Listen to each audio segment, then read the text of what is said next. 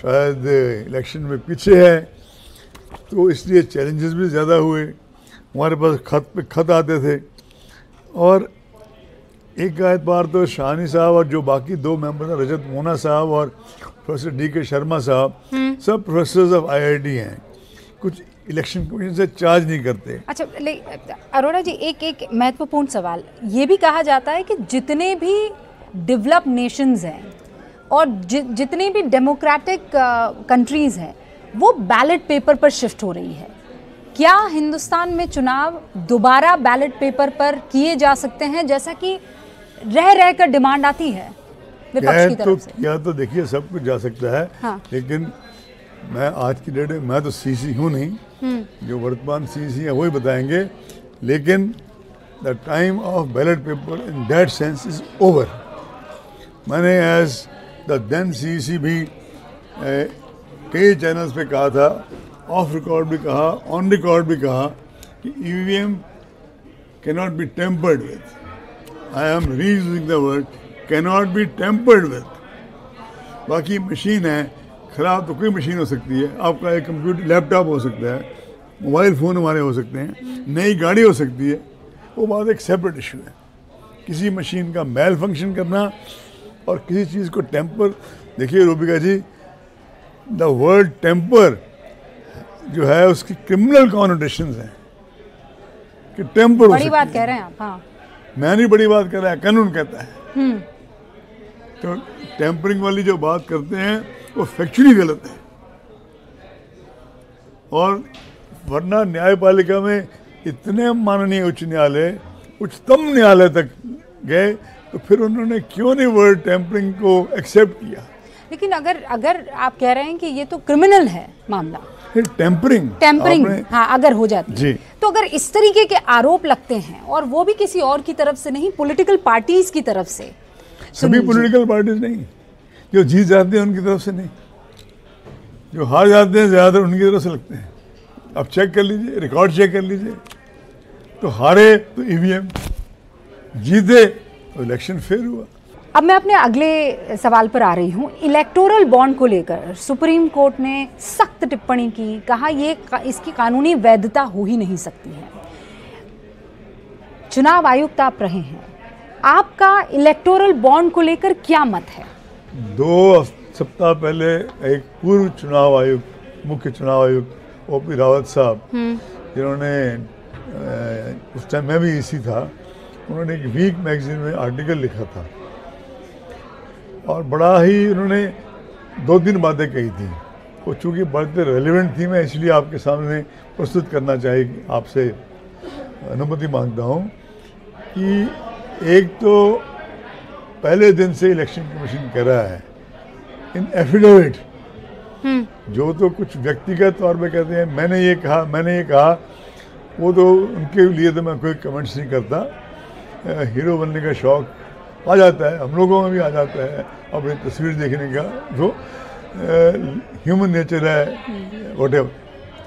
लेकिन election commission ने as a joint entity, एक सम्मिलित परिवार की तरह हमेशा यही कहा कि ये ज़्यादा ओपेक, ट्रांसपेरेंट और ज़्यादा होना चाहिए प्रोसेस, और इसी प्रोसेस के ऊपर इसी बात कहता रहा कमीशन।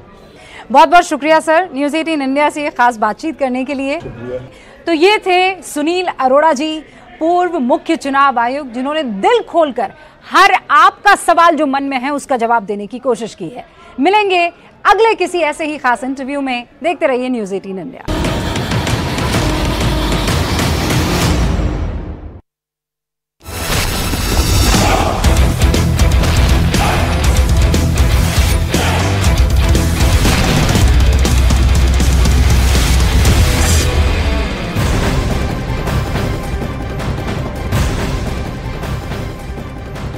कांग्रेस और आरजेडी में पूर्णिया सीट पर टकराव थमने का नाम ही नहीं ले रहा है। वजह है कांग्रेस में ताजा शामिल हुए पप्पू यादव ने ऐलान कर दिया कि वो 2 अप्रैल को पूर्णिया लोकसभा सीट से नामांकन करेंगे।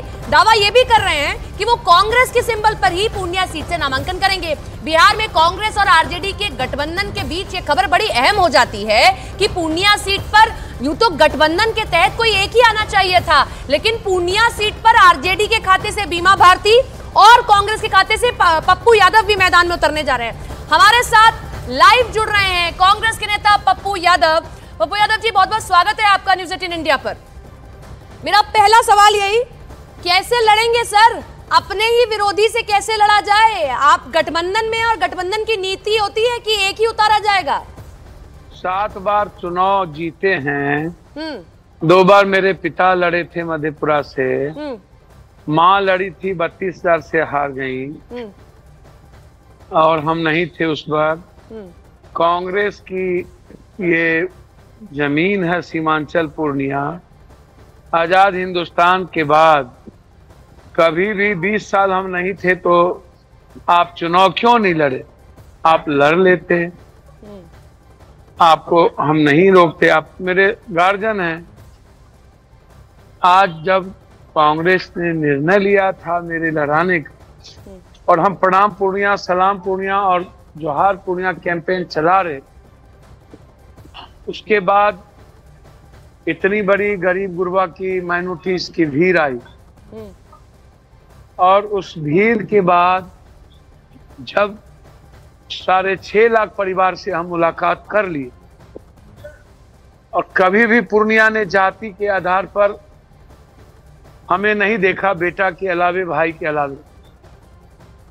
परिवार के दृष्टि से हम लोग का रिश्ता रहा, धर्म मजहब कहीं नहीं रही मेरे यहाँ। तो फिर ये बात, जब आप 20 साल हम कहीं और लड़ रहे थे तब आप यहाँ लड़ लेते। यादव जी, बगल में अररिया में सपना जी, यादव जी, इतनी बड़ी तादाद है, उसके बाद आप चुनाव नहीं जीत पा रहे। ये तो आप अपनी बात कह रहे हैं, लेकिन ये बताइए कि ये जो बातें आपने कही, ये गठबंधन के तहत कांग्रेस को रखनी चाहिए थी ना, तब आपके पास ये सीट आती। क्या नहीं रखी गई थी, या आरजेडी की पर्सनल कोई प्रॉब्लम आपसे है जो उसको आपको वो सीट नहीं देनी थी? क्योंकि बीमा भारती तो इसी शर्त के साथ आई थी, पूर्णिया लड़ेंगी ही लड़ेंगी, वो मौजूदा विधायक भी है वहां की एक सीट से। नहीं, मेरी लड़ाई तो 7 महीने से न चल रही थी वो। हम तो पहले से न यहाँ सांसद हैं, पहले ही लड़ लेते ये लोग। वो क्या कह के आए, क्या नहीं कह के कौन आया, मेरा तो वो मतलब नहीं है। इसीलिए मैं डायरेक्ट सवाल पूछ रही हूँ, ये प्रॉब्लम किससे है? ये लालू यादव की प्रॉब्लम है, या गठबंधन के तहत ये सीट देनी नहीं थी? आप तो लालू यादव से जाके मुलाकात तक घर पर करके आए थे भाई, आप तो कभी जनता दल का हिस्सा रहे थे उनके साथ। देखिए, हम तो निर्दलीय 5 बार जीते ना, 2 ही बार पार्टी से ना, और लालू यादव जी से मेरा रिश्ता बिल्कुल बड़े भाई, छोटे भाई, बेटे। उस वक्त 82-83 विपक्ष के नेता से लेके सीएम की कुर्सी से लेके हमेशा संकट और हर परिस्थिति में रही। हम तो साथ रहे, आज भी हैं, कल भी रहेंगे। धोखा किसने किया फिर? आप तो साथ मिलकर आए, बातचीत करके आए भाई, फोटो आई थी हम सबके सामने, हम लोगों ने चलाई थी वो फोटो। देखिए सपना जी, एक बात समझिए, हम तो मिले और उनसे कहे कि हम पूर्णिया ही लड़ेंगे और पूर्णिया से बाहर नहीं जाएंगे। क्या कहे वो फिर? उन्होंने कहा ज्वाइन कर लीजिए और मधेपुरा लड़िए, सुपौल ले लीजिए। अच्छा, मैंने इस बात से आग्रह किया उनसे, उनका आशीर्वाद और स्नेह तो हमेशा रहा, और हम उनके साथ हमेशा रहे हर परिस्थिति में। तो कांग्रेस के साथ जब मेरा इतने बड़े संघर्ष का और पार्टी का ज्वाइन हुआ, प्रियंका जी और राहुल जी, आदरणीय राहुल जी के विश्वास और प्रियंका जी का जिस तरह स्नेह मेरे प्रति, उन्होंने एक जिम्मेदार रिश्तों को दिखाया। नहीं तो आपकी उसके बाद